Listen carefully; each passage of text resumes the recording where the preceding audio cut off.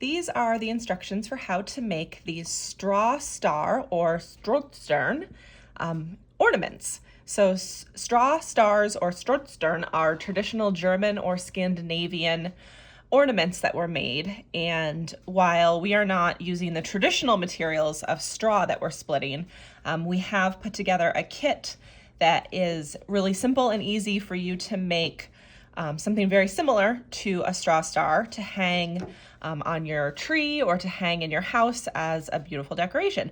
So to get started, the materials that you will need are in your Craft and Found kit.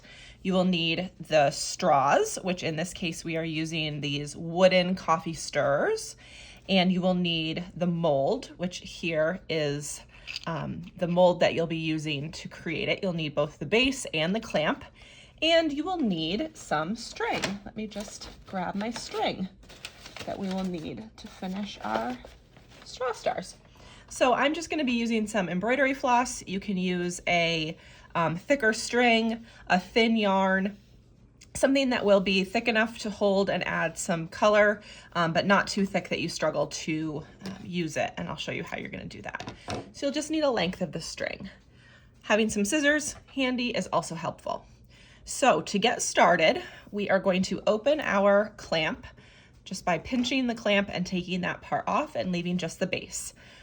There are lots of intricate patterns that you can make for these straw stars. We're going to be doing just a basic one here. I'll be showing you how to make this one, but you can find all different variations online with different patterns. And if you get really into this and you start making them the traditional way where you're using split pieces of straw, you can get really creative and really intricate patterns. But starting out with this basic one is a great way to start. So what you'll be doing is laying these straws inside of this base in the same pattern, repeating around all of the edges. So the pattern that we're going to be doing is going in through one of the openings, leaving 1, 2, 3 openings open and putting the other side of the straw out that fourth opening. So if we start here, we'll lay it in this spot, leaving 1, 2, 3 open, and then it comes out the other side. And we're going to be doing that just all the way around our mold here. So you can see you'll be laying it here, leaving 1, 2, 3 open, and it comes out the other side. There are all sorts of variations for how you can lay these straws into your mold, but this is a nice basic one, and it'll work on either the small or the large mold, depending on which one you have in your kit. So you can sort of see the pattern that develops here where you're just laying them in the same order around. But if you want to check and make sure that you are putting your straws in the right place, you can always count like this. You can make sure you're putting it here, leaving 1, 2, 3, and it come out the other side. So we're just going to be laying them into this repeating pattern.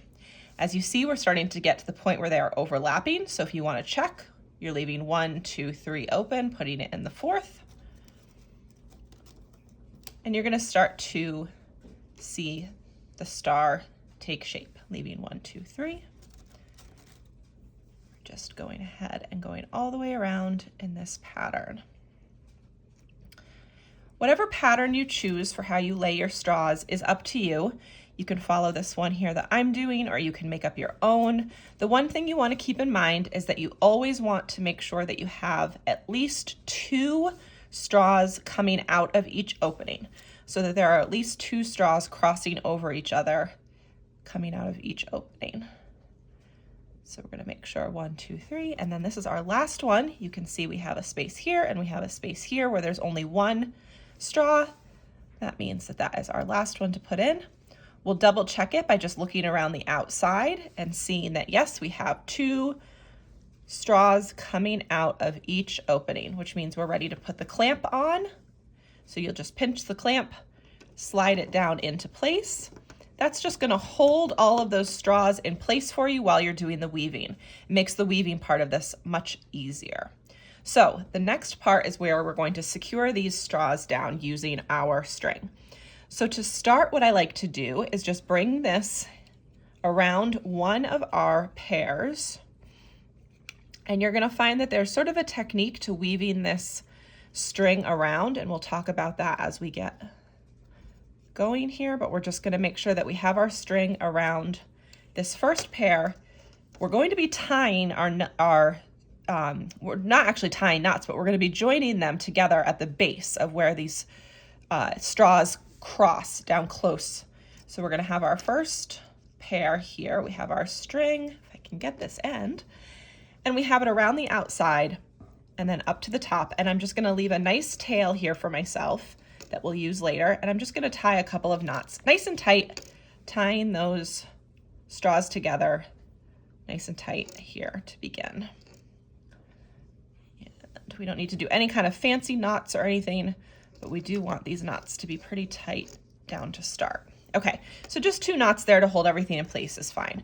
We're going to be taking the working string, which is this long piece of string, and we're going to be looping a series of securing knots around these straws. So what I like to do is make sure that I'm coming in from the same direction each time. So bring the string to the back of your work here, and you're going to bring it behind this first set of straws, and then you'll bring it just over, so we're just working with that set there. I'm bringing it from behind, from the back, over the top of the front of it, securing it nice and tight. Sometimes you have to hold down your clamp a little bit as you work, because when you tighten your straws together, it can make the other side, can make this side pop up. So if you just put your thumb and hold the clamp tight, you're just gonna go from behind, wrap around the top, and just make that nice and tight. So you're not actually going to tie a knot, you're just making 2 loops over that first, or that I guess we're on the second set. Then you're going to bring this from behind and wrap your next set. Same idea, nice and snug. You want to do at least 2 times around. You could do 3 or 4 times around if you want to make sure it's really nice and snug. The 2 most important things are that you're coming from the same direction each time. So we're coming under, and then we're weaving this over, under, over. That's the first most important thing, that we're coming from the same direction each time. The second most important thing is that we're getting them nice and snug. So you can see they're a little far apart right now. I just pull that tight, hold tension on my string, and wrap it so that they're nice and tight together. And go on to our next pair. So you'll start to notice the sort of over-under pattern that you're using as you wrap. A little bit like flossing your teeth, you have to kind of wiggle your string down in between them. So you come around the back. You want to make sure that you're going between the pair next to it and the pair that you're working on, and getting it nice and snug, holding that tension on the string that you're working with. Sometimes this clamp will pop up a little bit, and you just want to hold it down with your thumb while you're working. Keeping good tension on your string, coming from under, over, under, over, and then under to the next pair. Just keeping that nice tension so that everybody gets nice and snug together. You can see that pair was really popped up. That one, I might go around that one 3 times because those were just really far. So see how far apart those are? When we come around there, oops, that got in between. Just gonna undo that. Make sure I go over both of them. There we go. Coming under to my next pair, see how far those are apart? We want to just make sure we wrap them. We get them nice and snug together. That's 1. That's 2. I think I'm gonna go a 3rd time around this one, just because those were really far apart when we started. Make sure we're coming from behind always. This is our last one, but we are gonna go the same pattern back to our first set. So here's the set where we tied the initial knot. We're gonna do the same thing on this first set. So we're gonna come from underneath, wrap over, underneath, wrap over, and that is our last set. We're gonna bring our tail that we started with to the back here. Oops, get these out of the way. So we have our string that we worked with here. We have the string that we tied the initial knot with here.